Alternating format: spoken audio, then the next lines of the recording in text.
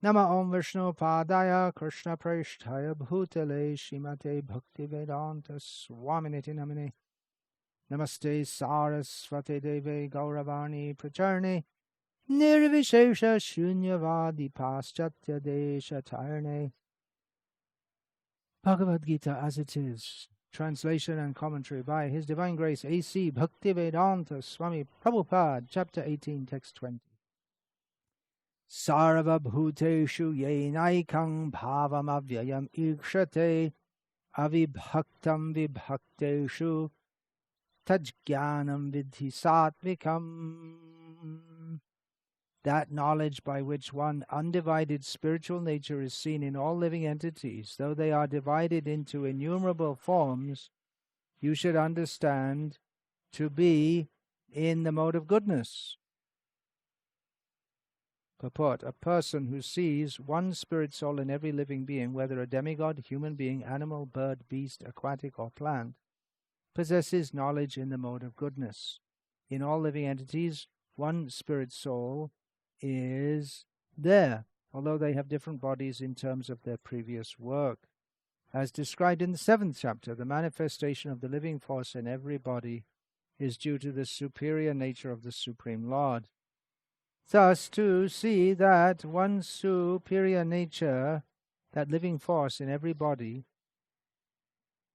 is to see in the mode of goodness.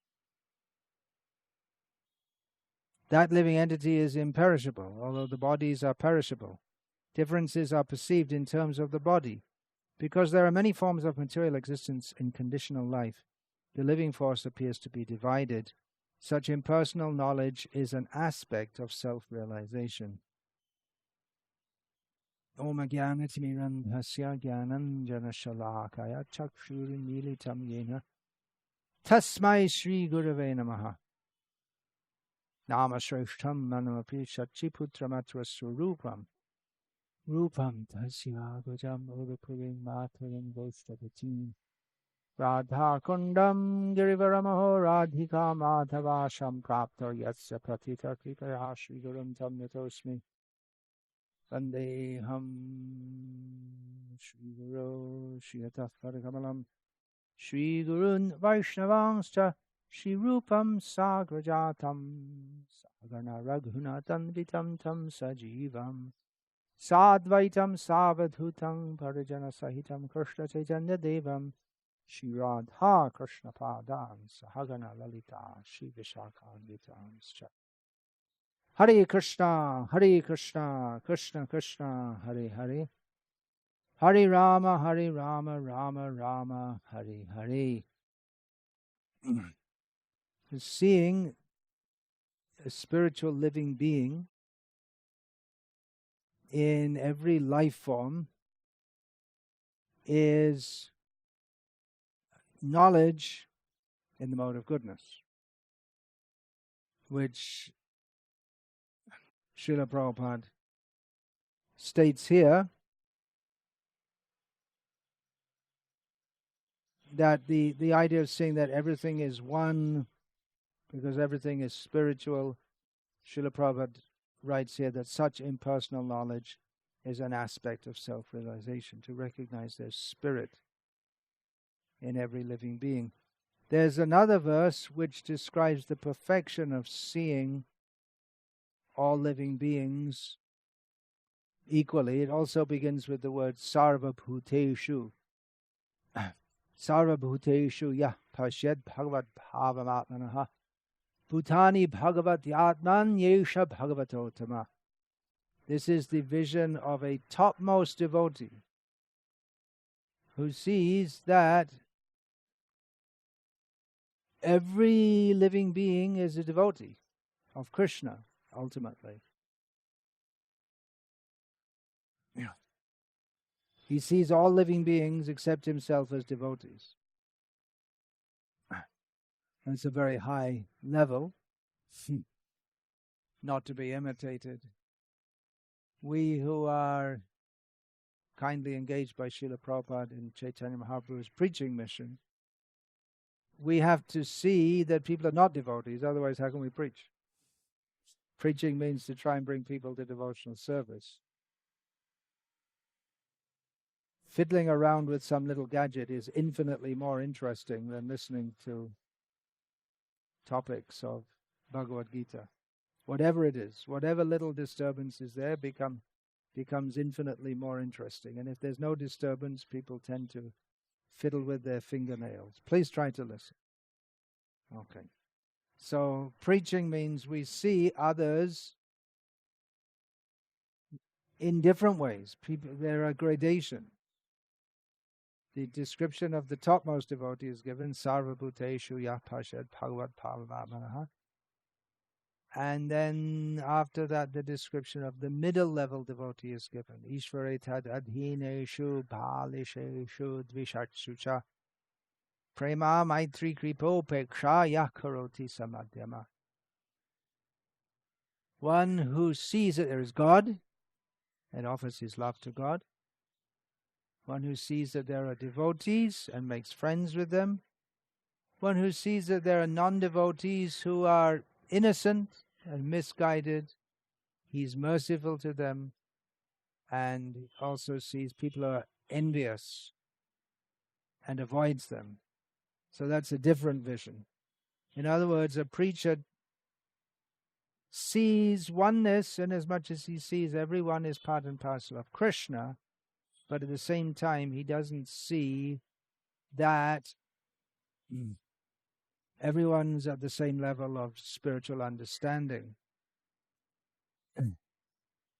So this idea that we love everyone, we hear that a lot. That's considered very spiritual, right? We should just love everyone, love everything. Don't do any harm to others. Well, a great proponent of that, of course, was who was called Mahatma Gandhi, and he was known as, his name is practically connected with the word ahimsa. People, when they think of the word ahimsa, non-violence, they think of Mahatma Gandhi, or maybe they think of Buddha. And of course, Gandhi was also known to be a great fan of Bhagavad-gita. But he didn't love the British. He saw a difference. He wanted to get the British out of India. So he was very kind to what he'd christened the Harijans, who were formerly called Chandalas. So he changed a long-standing tradition and had them called as Harijans. And nowadays they're called Dalit. Dalit and Adivasi and all these, as if people who are born in a higher caste are not Dalit. Dalit means oppressed, so we're all oppressed by material nature. I should just stick to the Puranic words, but they don't want to be nice. They don't want to abuse others. They want to be nice to everyone. So his idea was that, well, his main goal in life, it seems, was to get the British removed from India. And he wasn't successful in that either. As Srila Prabhupada pointed out, and many people acknowledge, his campaign was going on for decades, but it wasn't until Subhash Chandra Bose organized the Indian National Army, violence against the British, that the British knew that now our time is up. So it wasn't a very practical idea, his non-violence. But the actual result of his doing so, his campaign ended the independence of India simultaneous with the division of India into India and Pakistan, which caused mass violence, horrific slaughter, very cruel. So if we'd have asked him that, well, you can have India, we can have the British out, but then the Muslims will be divided and there'll be this horrible slaughter of human beings, would he have agreed? What was more important to him? Of course, he couldn't foresee that. He thought everything would go nice and India would be one state free of the British and Hindu, Muslim, bhai bhai, by making some slogan, marching in the streets making slogans saying Hindus and Muslims are brothers, somehow or other you're just going to overcome all that hatred in the heart. It's not such an easy thing. To overcome the hatred in the heart requires not political manipulation, not slogans, but it requires spiritual sadhana. And even Gandhi himself, like I say, he was against the British. So what was his realization, actually? Another example I can give on a much smaller scale is about my yoga teacher here. As part of my treatment in this Ayurvedic clinic, I have obligatory yoga teachings. The yoga teacher, and he comes every day, and well, he's supposed to, but he doesn't turn up a lot of the time. And in the course of one of the things he teaches, I don't think it's yoga actually, it's just something somewhere someone made up. You have to embrace yourself like this, and then you have to, he says, I don't say it, he says to me, you are peace, you are love. Okay, sounds nice. I'm not peace, I'm not love, but I might be peaceful and I might have some love, but it's not just an impersonal force. Peace and love, the feelings come from person.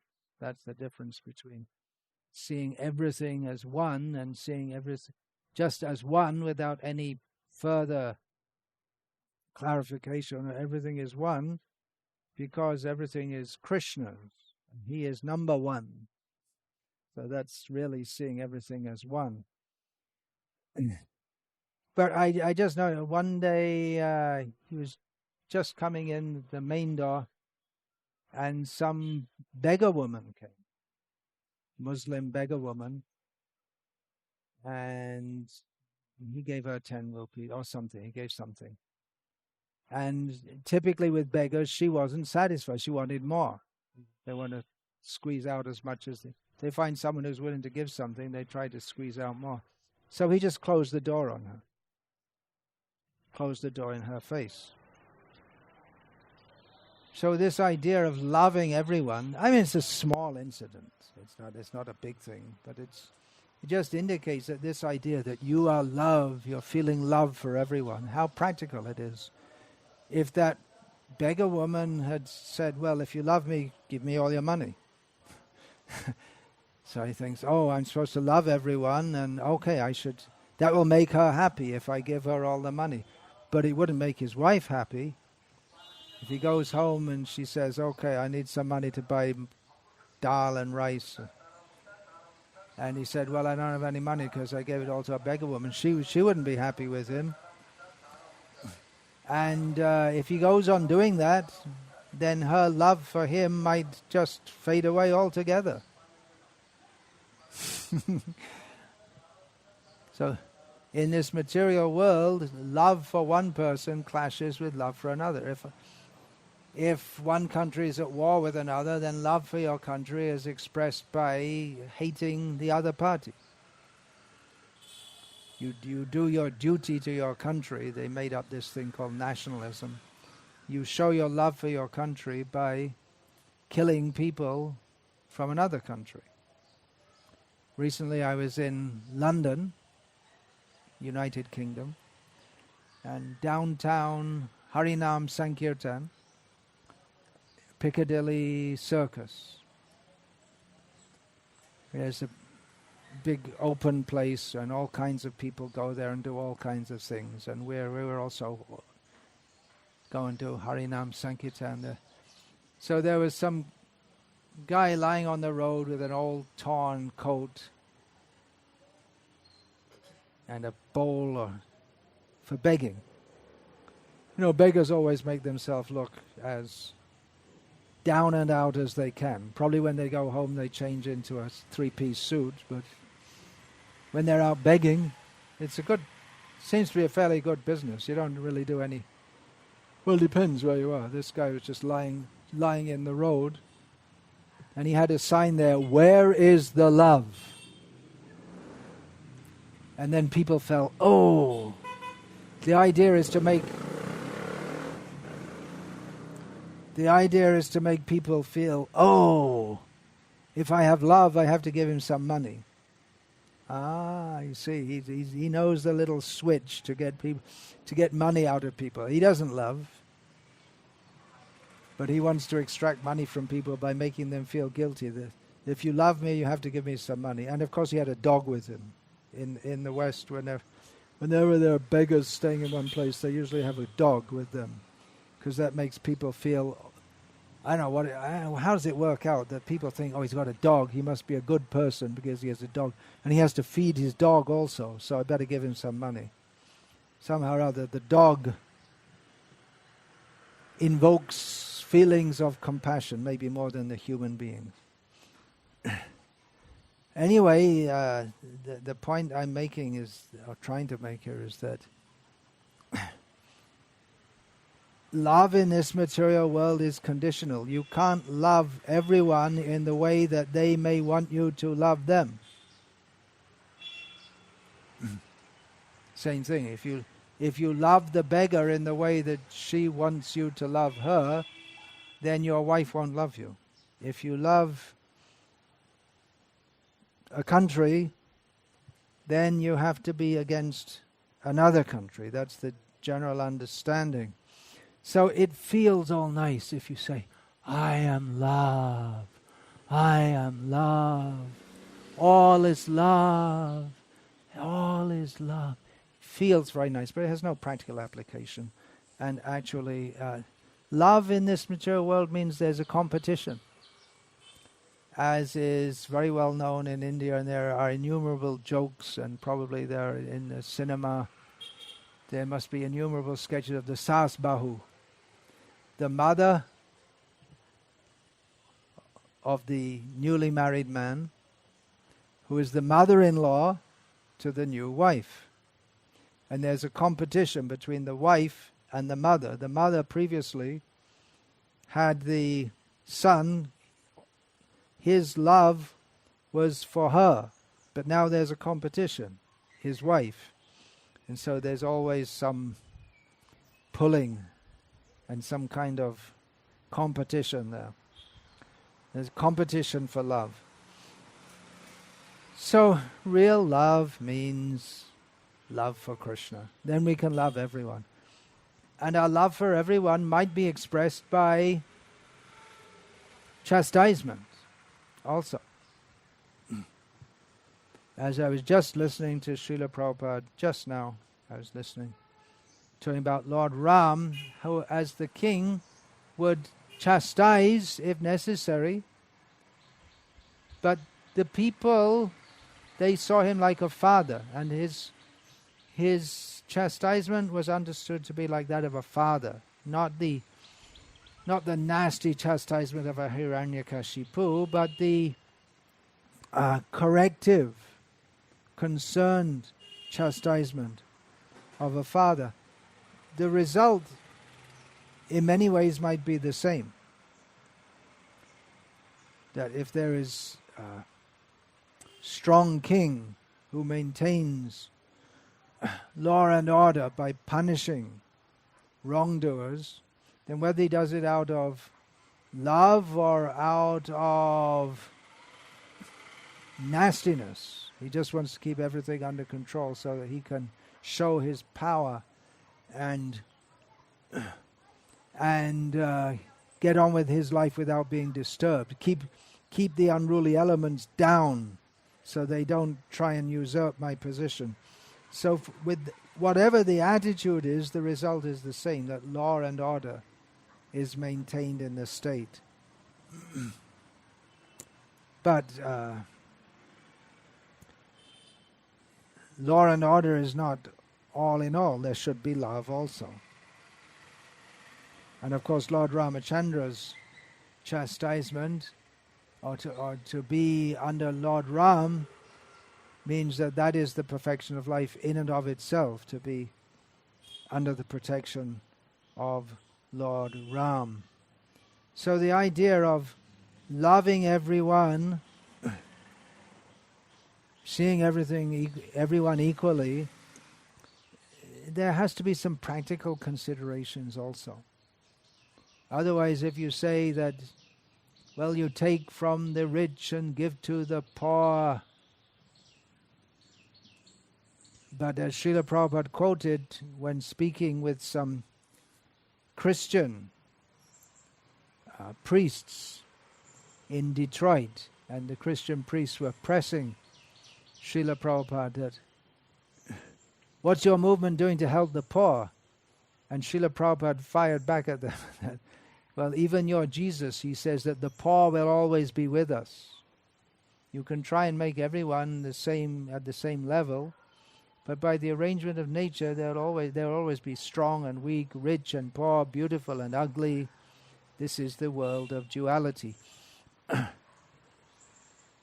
In my childhood, I was fond of reading books about William. William is an imaginary figure, as in all novels. Well, there are historical novels also, but most novels have imaginary figures. So he was a young boy in a English middle-class household in the 1920s.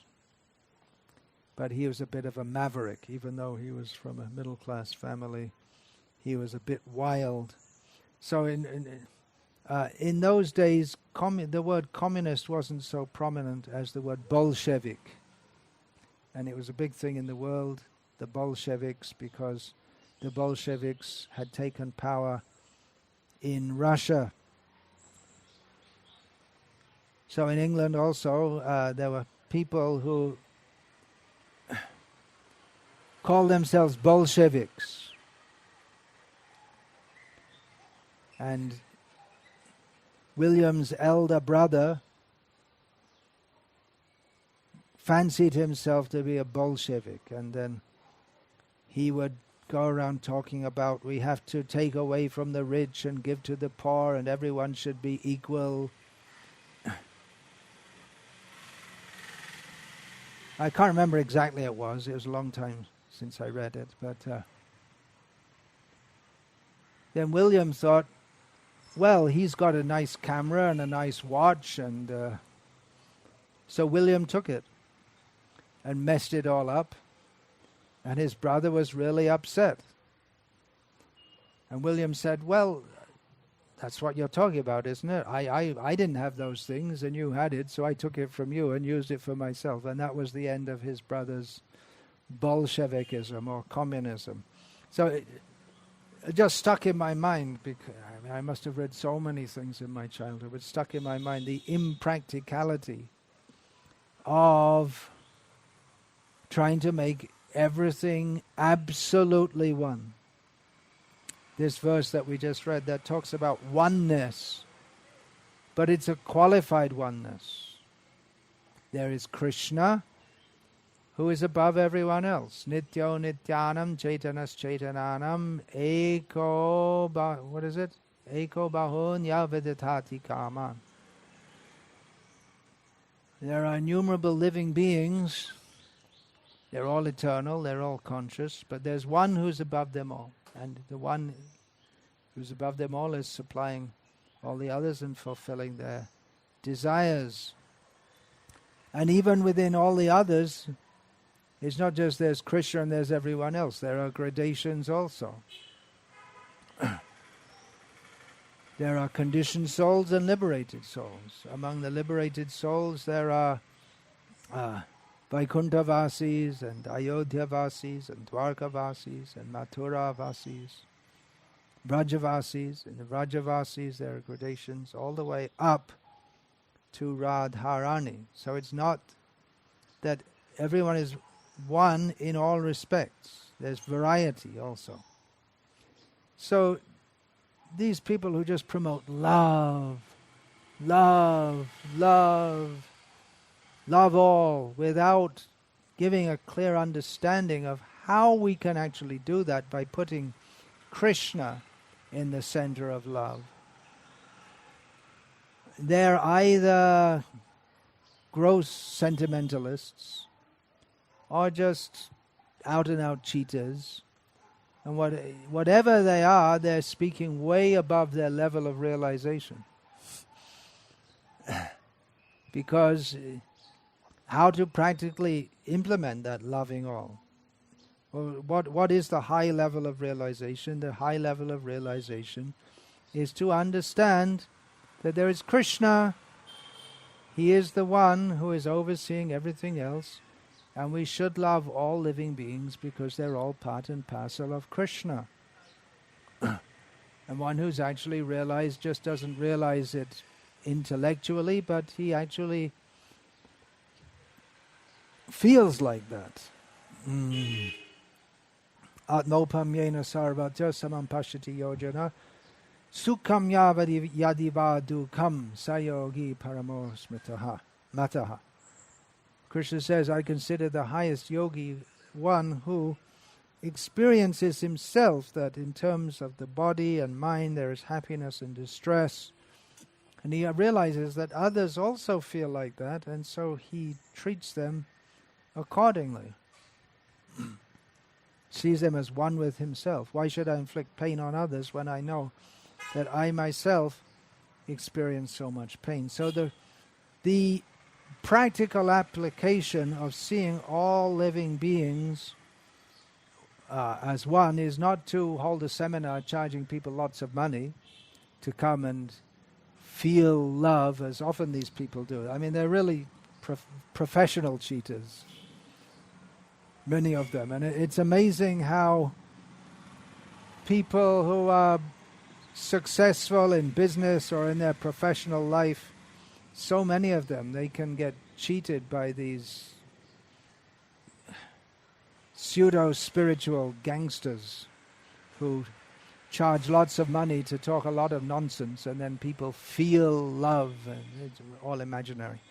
But the manifestation, the practical application of seeing all living beings as one, that in this, I quoted the Sarvabhuteshu yapashed bhagavad bhavamatmanaha bhutani bhagavat yatman yesha bhagavatotama. The bhagavatotama, uttama bhakta, sees all living beings as one. He sees them all full of feelings for Krishna.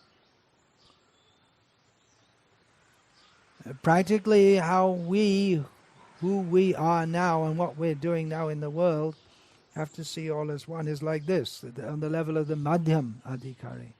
That ishvare tadadhineshu balisheshu dvishatsucha prema maitri kripo peksha yah karoti samadhyama.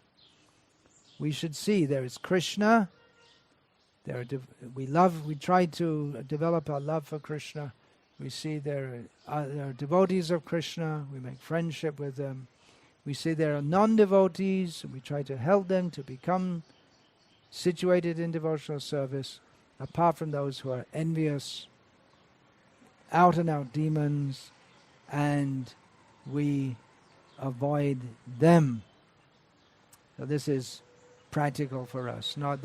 Otherwise, if we just try to see, everyone's engaged in Krishna consciousness, everything is wonderful, everything is bliss, that's impractical for living in this world. We find the topmost devotees who have this outlook, they totally withdraw from this world. Those who have to preach Krishna consciousness, they're involved with this world. So they're realistic people, not impractical people. So sometimes it's said that the topmost devotee, even though he's on the topmost level, he acts as if on the middle level for the sake of benefiting others. We can't benefit others as well as we can. We can't benefit others in the best way unless we get involved with them and try to help to pick them up. But then we have to see they need picking up. Great devotee like Haridas Thakur, he can just chant and that will benefit the whole world. But he was also preaching.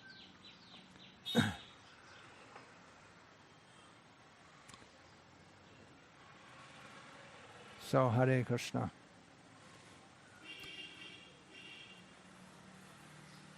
Any question about this? Comment?